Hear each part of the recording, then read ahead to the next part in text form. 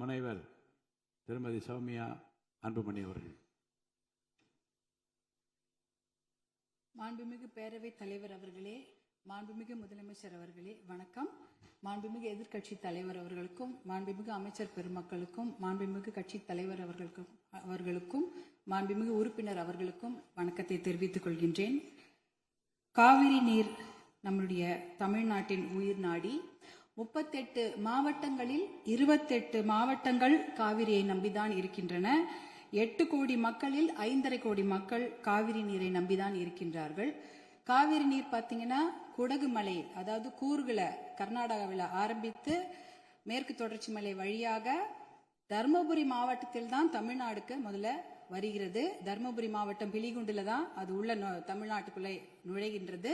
கிட்டத்தட்ட 800 கிலோமீட்டர் அது டிராவல் பண்றாங்க. அந்த காவிரி நதி பாத்தீங்கன்னா 800 கிலோமீட்டர் கர்நாடகாவிலிருந்து தமிழ்நாட்டுக்குள்ள டிராவல் பண்றாங்க. அந்த காவிரி நீர் வந்து பிலிகுண்டுல இருந்து ஒகேனக்கல் வருது. அதுக்கப்புறம் மேட்டூர் அணையை நிரப்பிட்டு பவானி, ஈரோடு, திருச்சி போன்ற இடங்கள்லாம் வந்துட்டு கடைசியாக பூம்புகார்ல கடல்ல கலக்கிறது. இதுதான் அந்த காவிரி நீருடைய டிராவல் மேப். இதுல பாத்தீங்கன்னா 320 கிலோமீட்டர் மட்டும்தான் கர்நாடகாவில் காவிரி பாய்கிறது. பார்டர், அதாவது அந்த பார்டர்ல வந்து 60 கிலோமீட்டரும் தமிழ்நாட்டுக்குள்ள 420 கிலோமீட்டர் காவிரி நதி நீர் ஓடுகிறது. அப்படி என்றால் நமக்கு தான் அதிகமான உரிமை. 420 கிலோமீட்டர் தமிழ்நாட்டில் ஓடுது, நம்மளுடைய மாநில எல்லையில 60 கிலோமீட்டர் ஓடுகிறது. அப்படி என்றால் கிட்டத்தட்ட 740 டிஎம்சி தண்ணீர், காவிரி நீர் இருக்கிறது என்றால் அதற்கு அதிகமான உரிமை நமக்கு தான் இருக்கிறது. கிட்டத்தட்ட 400 டிஎம்சி தண்ணீர் வந்து தமிழ்நாட்டுக்கு உரிமையான தண்ணீர், நமக்கு பாதிக்கப்பட்ட தண்ணீர். ஆனா நாளடைவில் அதை குறைஞ்சி 205 டிஎம்சியா குறைச்சிட்டாங்க. 192 டிஎம்சி அதை குறைச்சிட்டு இன்றைக்கு 177 டிஎம்சி தண்ணீர் தான் தமிழ்நாட்டுக்கு என்ஷூர் பண்ணியிருக்கிறாங்க. அதாவது அந்த காவிரி நடுவர் மன்ற தீர்ப்புல பாத்தீங்கன்னா Karnataka has to ensure to give Tamil Nadu 177.25 TMC தண்ணீர்னு அங்க வாக்கியங்கள் வருது. இது 178 டிஎம்சி நமக்கு இறுதி தீர்ப்பின்படி வர வேண்டிய தண்ணி.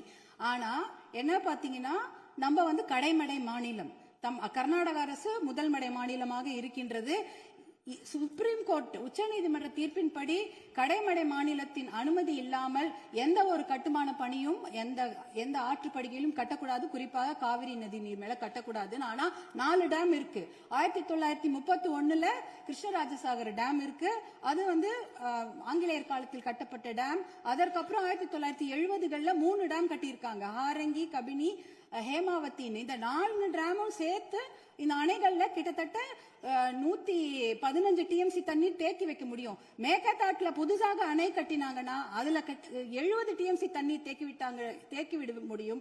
அப்படி பார்த்தீங்கன்னா கொள்ளளவு 185 டிஎம்சி தண்ணீரை கர்நாடக அரசு தேக்கி வைத்து விட முடியும். நமக்கு வர வேண்டிய 177 டிஎம்சில ஒரு சொட்டு நீர் கூட தமிழ்நாட்டுக்கு வர முடியாது. அப்படி என்றால் டெல்டா மாவட்டம் பாலைவனமாகிவிடும். குடிநீருக்கு மிகப்பெரிய பிரச்சனை ஏற்பட்டுவிடும். ஏன்னா 5.5 கோடி மக்கள் அந்த காவிரி தண்ணியை தான் நம்பி இருக்கிறாங்க. இதனால மிகப்பெரிய பிரச்சனை ஏற்பட்டுவிடும். அதுல பாத்தீங்கன்னா இப்ப வந்து கர்நாடகாவுக்கு உரிய நீர் வந்து 284 டிஎம்சி தான்.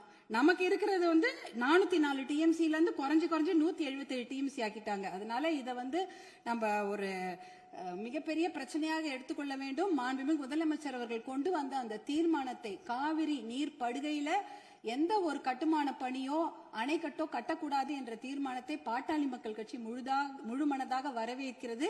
அதற்கு எங்களுடைய முழு ஆதரவை நாங்கள் தெரிவித்துக் கொள்கின்றோம். குறிப்பாக ஜூன் 12ஆம் தேதி மேட்டூர் அணை, அது வந்து 92 டிஎம்சி பிடிக்கக்கூடிய அணை.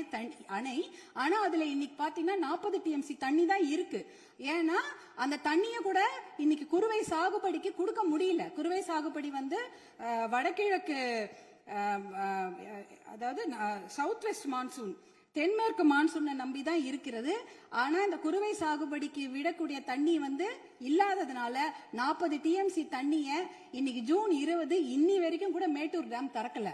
இப்ப மேட்டூர் டேம்ல இருக்க அந்த 40 டிஎம்சி தண்ணி குடி தண்ணீருக்காக நம்ம சேர்த்து வச்சிருக்கிறோம். அடுத்த வருஷம் அந்த மேகதாட்டு அணையை கட்டிவிட்டார்கள் என்றால் அதற்கப்புறம் அந்த குடித்தண்ணீர் கூட நம்ம மிகப்பெரிய பற்றாக்குறை ஏற்பட்டுவிடும். இதையெல்லாம் கருத்தில் கொண்டு நாம மேகதாட்டு அணையோ எந்த ஒரு கட்டுமான பணியோ கர்நாடக அரசு கட்டாமல் பார்த்து கொள்ள வேண்டும். உச்சநீதிமன்ற தீர்ப்பு தமிழகத்துக்கு சாதகமாக இருக்கிறது. காவிரி நடுவர் மன்ற தீர்ப்புகளும் நமக்கு சாதகமாக இருக்கிறது. இதை நாம் முனைப்புடன் இருந்து தொடர்ந்து செயல்பட்டு இந்த மேகதாடு அணை கட்டுவதை தவிர்க்க வேண்டும். அதற்காக மாண்புமிகு முதலமைச்சர் கொண்டு வந்த இந்த தீர்மானத்தை பாட்டாளி மக்கள் கட்சி முழு மனதாக வரவேற்று ஆதரவளிக்கிறது. வாய்ப்பு கொடுத்ததற்கு நன்றியை தெரிவித்துக் கொள்கின்றேன். நன்றி, வணக்கம். மாண்புமிகு